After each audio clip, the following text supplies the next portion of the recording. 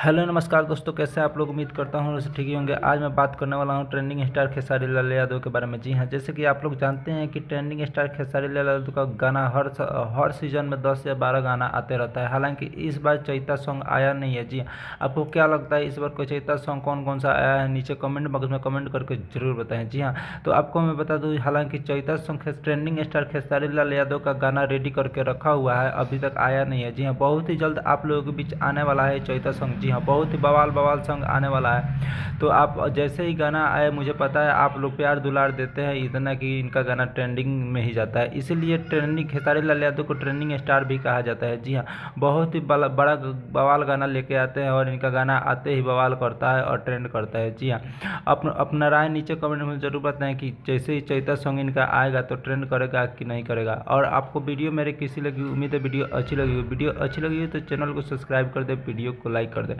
तो मिलते हैं किसी नए वीडियो में नए टॉपिक के साथ। तब तक के लिए बाय और अपना ख्याल रखें, ध्यान रखें।